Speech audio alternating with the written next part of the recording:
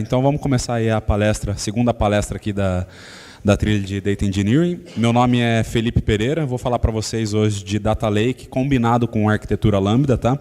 Que é uma arquitetura que eu já usei em algumas soluções ao longo da minha trajetória. E, bom, vamos lá, vamos começar. Queria agradecer também, uma dica para quem vai palestrar é sempre chamar alguns amigos, né, para a sala nunca ficar vazia. Tem muito mais pessoas daqui do que eu chamei, então obrigado aos que eu não chamei diretamente também. Muito obrigado pela presença de todo mundo. Quem sou eu, né? Então eu sou o Felipe, eu sou pai do Theo, que fez aniversário ontem, 4 anos. Também sou cientista de dados na Daitan. A Daitan é uma empresa que já está há 15 anos no mercado, ela faz serviços na área de TI, né? Então, constrói software para seus clientes. Ela iniciou principalmente na área internacional, vendendo soluções para clientes nos Estados Unidos e na Europa. Ultimamente está no Brasil também, tá? E é uma empresa que costuma sempre ter vagas abertas na área de Data Engineering, Data Science, tá? Não coloquei o link aqui, mas bate no Google lá, Daitan Vagas, vocês vão achar. Tem vaga aberta, inclusive, da área agora, então, quem tiver interesse. É uma empresa fundada aqui em Campinas, cujo headquarter hoje em dia fica nos Estados Unidos, na Califórnia. Tem um escritório operacional no Canadá, aqui em Campinas, e teremos novidades aí também nos próximos meses, tá? Além disso, também esse ano comecei aí nessa jornada de empreendedorismo como fundador da Campdata. A Campdata é uma empresa de treinamentos em Machine Learning, tá? Como vocês vão ver, Machine Learning e Big Data no geral tem muita coisa. Então a ideia da Campdata é tirar as pessoas do 0 para o 1, né? Dar aquele primeiro passo, ajudar a se situar. Então quem quiser pode entrar no nosso site, que é o campdata.com.br. Na área de Big Data e Machine Learning em geral, fazer o que é certo não é difícil, né? Até porque geralmente quem trabalha com isso costuma ser bem inteligente. O difícil é descobrir o certo a se fazer. Por quê? Por causa disso aqui, ó. Quem já viu essa foto aqui antes? Várias pessoas, né? Para quem não viu, isso aqui chamava Big Data e AI Landscape, hoje é só Data e AI Landscape. Isso aqui são quase todas, né, ou pelo menos as principais tecnologias que existem para se trabalhar com Big Data hoje em dia, tá? Então, tem uns quadrantes aqui que vocês conseguem diferenciar pelas cores, tá? Eu deixei pequeno de propósito, porque realmente é bem grande isso aqui. Então, o quadrante laranja aqui são ferramentas de infraestrutura, e aí você tem subquadrantes aqui, por exemplo, Hadoop, Data Transformation, e por aí vai. O vermelho aqui é Analytics e Machine Learning, né? Então, para cada quadrante desse, você tem diversas opções. E qual que é o problema de uma solução de Big Data e Machine Learning? Geralmente, uma solução de Machine Learning vai usar uma stack de 5 a 10 tecnologias tranquilamente, tá? Hoje, aqui no exemplo que eu vou mostrar para vocês, são 5 tecnologias, e isso porque é como um serviço na nuvem. Por baixo tem muito mais coisa rodando, né? E aí, para cada uma, digamos, dessas 5 que eu vou falar aqui hoje, para cada uma dessas 5, você tem diversas opções para cada uma delas, né? Então, se você vai começar do 0 e você quiser testar várias, você vai perder bastante tempo para aprender, né? E se você, também era o caso que eu estava falando, quer entrar nesse mundo, por onde que eu aprendo, né? A pessoa olha isso aqui e se sente muito perdida, né? Então, essa sensação de se sentir perdido no mundo de Big Data vem muito por causa da oferta, né? De tecnologias possíveis. Depois que você entra na área, você vê que tem aquelas ferramentas mais assim de ouro, assim, que o pessoal usa como regra de ouro, mas conforme você vai avançando e vai descobrindo suas necessidades, você pode ter necessidade de testar mais e mais opções, tá? Bom, arquitetura Lambda, tá? Começando aí pela primeira parte da palestra. Por que chama arquitetura Lambda? Primeiro porque tem um nome em grego, assim, ajuda a coisa a ser um pouco mais gourmet, assim, né? Dá um pouco mais de seriedade, né? Parece que a arquitetura Lambda foi, sei lá, criada por Pitágoras, alguma coisa assim, né? Do que dar um nome qualquer em inglês, né? Então, o primeiro motivo é por causa disso. Eu não achei exatamente, eu procurei bastante, por que deram o nome de Lambda, mas o meu chute é por causa também não sou fluente em grego. Alguém aqui manja grego? Não? Fora estratégia? Não?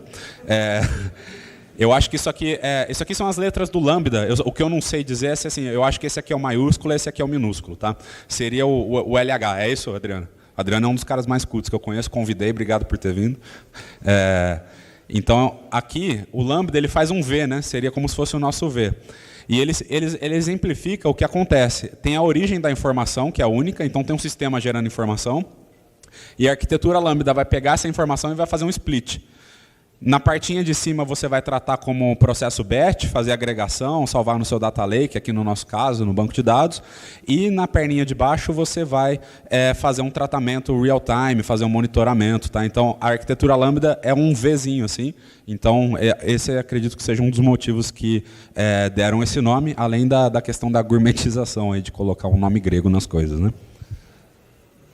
Então tá aqui, ó, vocês podem ver que realmente faz um split. Né? Está bem genérico aqui, tá? Porque ela pode ser usada em diversos tipos de contexto.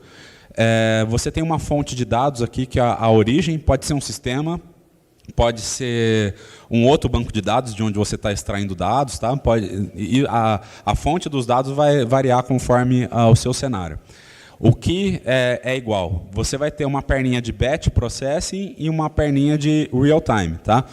Então, por exemplo, uma vez eu trabalhei numa solução que gerava de 30 a 40 milhões de registros por dia. Esses registros chegavam e eram guardados em um banco de dados. Então, essa seria a perninha batch, era só guardado, você pode fazer alguma transformação aqui no meio também. Mas, ao mesmo tempo que essa informação estava chegando, eu queria fazer algumas agregações ali, fazer uma contagem. Tinha a ver com billing, né, com faturamento, então eu queria saber o quanto a empresa estava faturando naquele momento, e isso eu queria fazer em real time. Né? E é mais fácil fazer isso aqui enquanto o dado está chegando do que pegar, guardar no banco e fazer a query aqui. Por quê? Porque a gente está tratando de Big Data. Tá? A arquitetura Lambda não faz sentido com poucos dados. Aí você está só fazendo uma coisa ali para pôr no currículo, talvez. Mas no Big Data ela é necessária, porque se você guardar o dado para depois fazer uma query aqui, até o Lucas colocou na palestra dele, muitas vezes você vai precisar de ferramentas especializadas para tratar com Big Data. Né?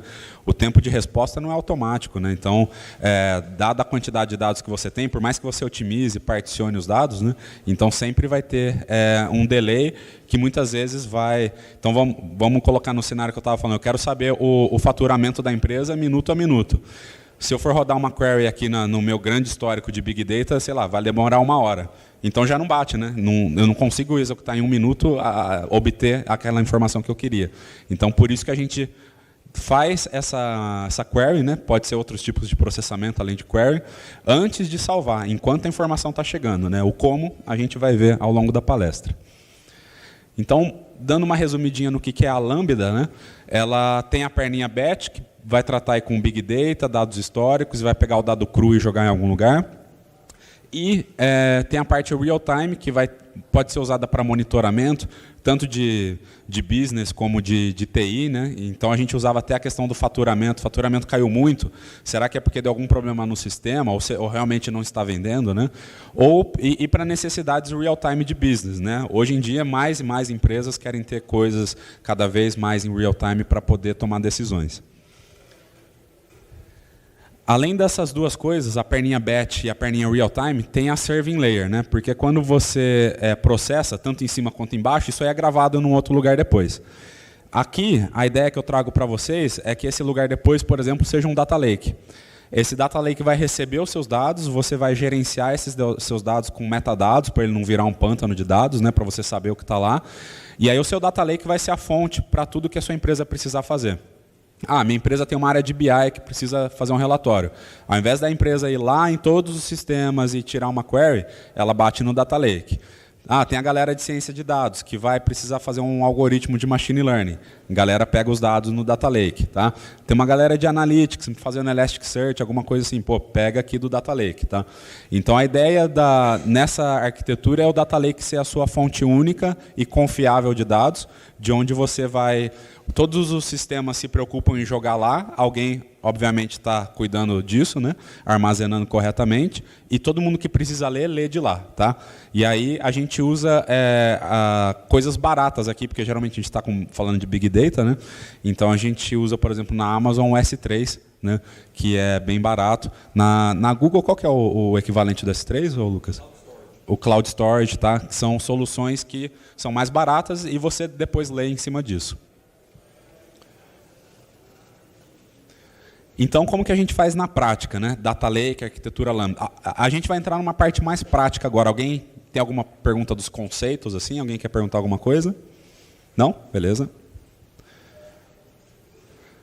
Só um disclaimer antes, né? A arquitetura Lambda não tem nada a ver com a AWS Lambda, tá? A Amazon tem uma ferramenta chamada AWS Lambda. Não tem nada a ver, é só um nome de uma ferramenta que tem lá, de Function as a Service. Então, só para tirar isso aí, essa confusão, tá? Então, na AWS, alguns exemplos para fazer o Data Lake, né? O armazenamento, no caso do S3, você vai cuidar dos metadados através de uma ferramenta chamada Glue. Se isso não está fazendo sentido para vocês, não se preocupe, vai ter a parte da demo aqui para mostrar. Então, além disso, para fazer o processamento dos dados na Lambda, a gente tem o Kinesis, tem o Kafka, que você pode instalar no EC2, né? Tem o Spark, que você pode instalar, ou você pode usar o EMR, que é o Spark as a Service, né? Enfim, tem outras aí. E aqui a parte de serving, para você servir esses dados, né, você vai ler esses dados lá no S3, e aí você pode ler diretamente de várias ferramentas que tem na Amazon. Né? Do Redshift, você pode ler do SageMaker, do QuickSight, ou no caso da demo aqui que a gente vai mostrar, do Athena. Tá? Então, as ferramentas que a gente vai usar aqui nessa demo são o S3, o Glue, o Kinesis e o Athena. E agora é a hora da demo, né? Quem viu quem sabe a referência da foto? Bastante gente. Para quem não sabe, esse aqui é o Elon Musk, né, da Tesla. E aí ele foi fazer a demonstração do carro lá, do Jeep novo deles lá, futurista, Cyberpunk. E aí o vidro era inquebrável, não sei o quê. Eles pegaram e tacaram uma pedra e quebrou um vidro. Aí falou, não, pera aí, deixa eu tentar de novo. Aí tacou e quebrou lá outro também. Eu acho que foi pensado justamente para gerar esse buzz aí, né? Mas aí já estou trazendo a bola aí para a gente trazer o Elon Musk como padroeiro das demos aí, né? Para abençoar nossas demos aí. Eu ia fazer essa demo ao vivo, mas a internet aqui tá ruim, então tem um vídeo com a demo já que eu já deixei gravado, a gente vai botar o vídeo, tá? Só um minutinho que a gente está copiando aqui. Quem chamou?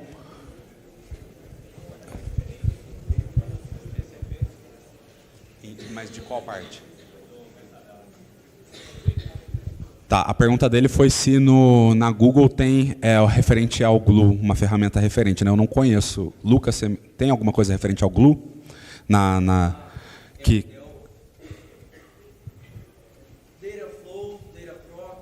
Ele lê os metadados dos arquivos, assim? Também. Seria o mais próximo. Mais próximo, então, Dataflow e Dataproc, tá?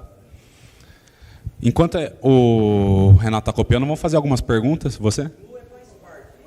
O Glue, ele lê os metadados do arquivo no S3 para você saber o que tem lá dentro. Aí. Não, ele é genérico. Ele só lê o metadado no S3 e pronto. Aí quem quiser usa dele. Que nem o PySpark pode ler dele.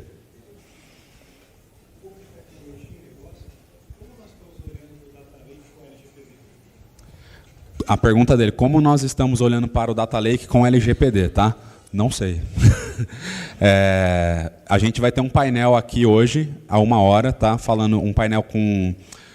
São 3 ou 4 pessoas, mais o facilitador do painel. Dessas 3, 4, 2 são advogadas, mais 2 pessoas técnicas que vão estar discutindo sobre isso. Agora, tirando a brincadeira, a parte da LGPD, a gente... Não é só TI, né? Ela envolve também bastante a parte de business, a parte compliance, a parte mais jurídica da empresa, né? No caso da área de TI, o que as pessoas têm se preocupado mais é o que, em primeiro lugar, que elas sempre se preocuparam, o controle de acesso, né? Porque é muito fácil você clicar uma flag errada lá no S3 e deixar público, então, primeira coisa, deixar privado. A segunda coisa são os dados sensíveis, né?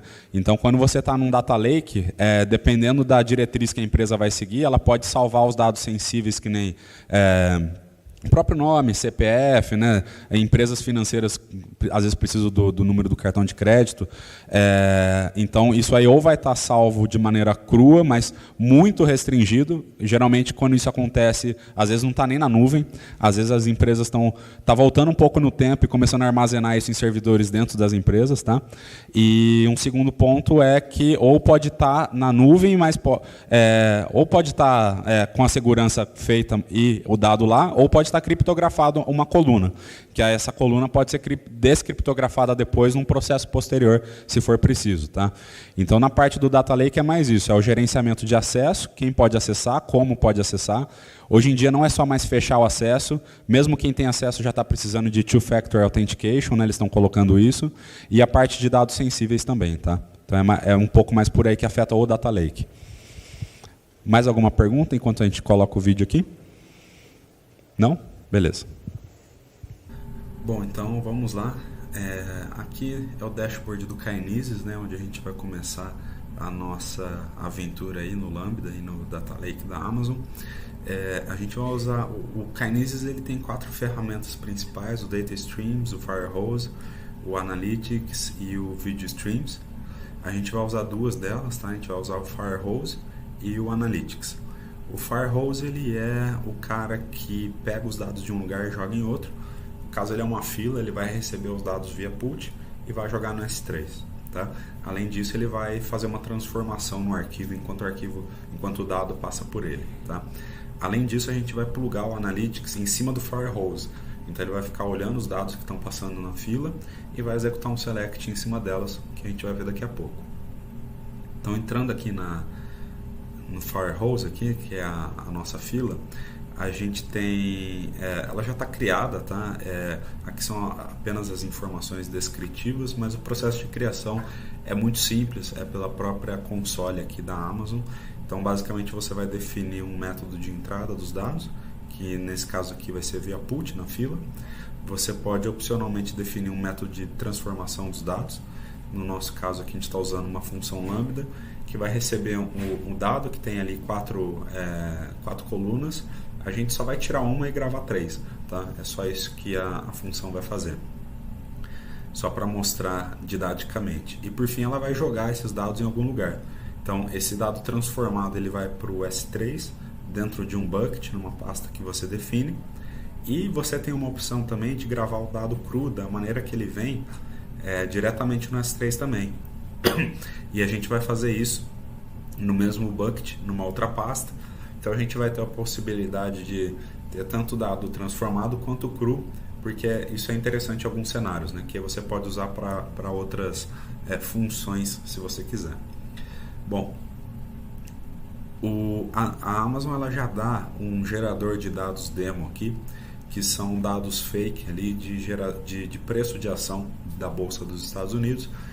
Esses dados têm uma estrutura que a gente vai ver daqui a pouco, mas basicamente vai vir a ação e o preço da ação e a variação da ação. Tá? Então, estou aqui mandando os dados e o Firehose ele vai ser então aquela nossa perninha batch da arquitetura Lambda. Né? Os dados chegam nele, ele faz um processamento em cima dos dados e grava no nosso Data Lake, que é o S3. O Analytics ele vem para ser a perninha real-time do Lambda. Então, ele tem aqui você define uma função SQL. Isso aqui já é uma função padrão da própria Amazon, que é uma função de calcular uma contagem em uma janela de deslizante de 10 segundos. Então, ele vai pegar os últimos 10 segundos, vai montar como se fosse uma tabela ali e vai fazer um count das ações. Então ele vai mostrar para a gente nos últimos 10 segundos quantas ações, quais e quantas de cada passaram, né? Então para a gente ver isso na prática, a gente clica aqui em Real Time Analytics e ele já vai executar essa query em cima da stream do Firehose. Tá? Isso é bem fácil de configurar. Ali no source a gente coloca a origem, né, que está o Firehose.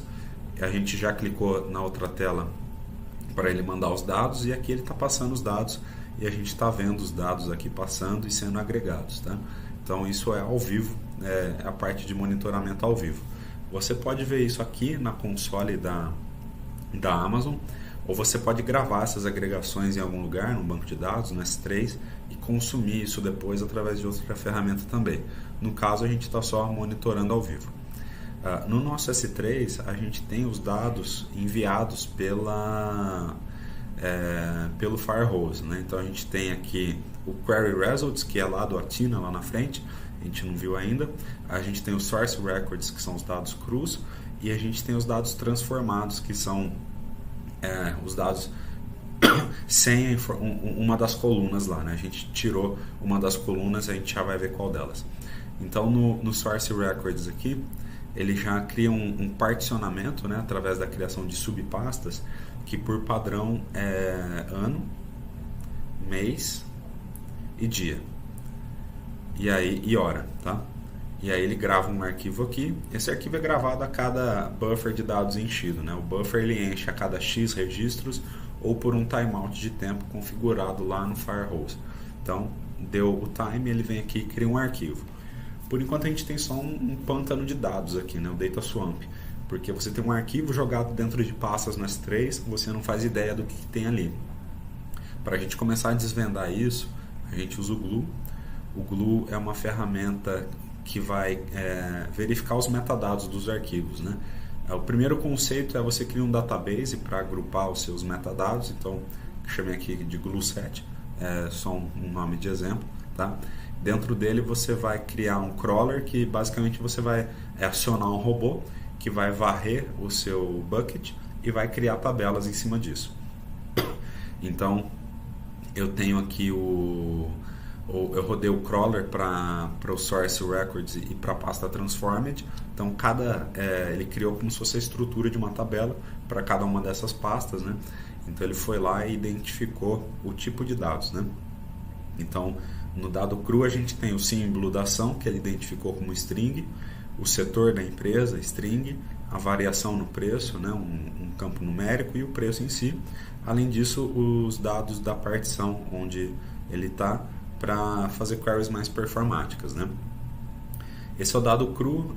O dado transformado, a única coisa, ele não tem a coluna change, tá? Então, essa é a única diferença do dado cru para o dado transformado.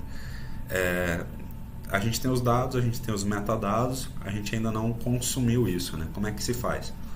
A gente pode usar o Athena conecta no Glue. O Athena é o Presto as a Service, né? Você poderia instalar o Presto na mão e fazer isso também. Você aponta para o database lá, GlueSet, que foi criado, e aí você pode fazer select nas tabelas, como se fosse um banco de dados normal.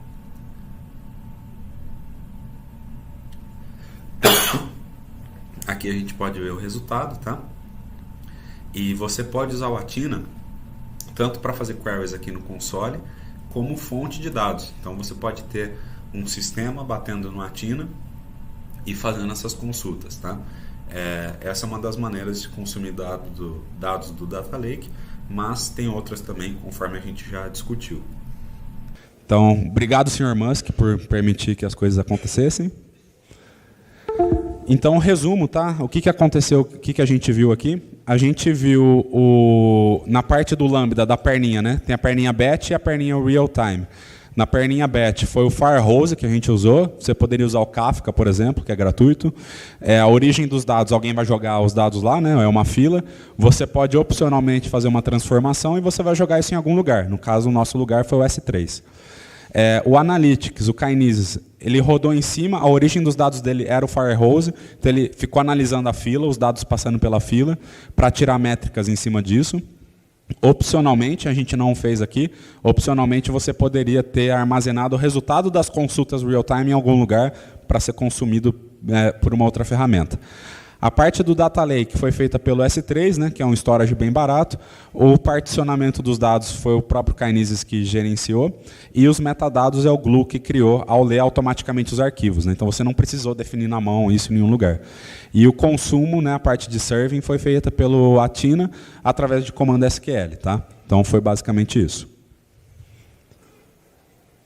Obrigado.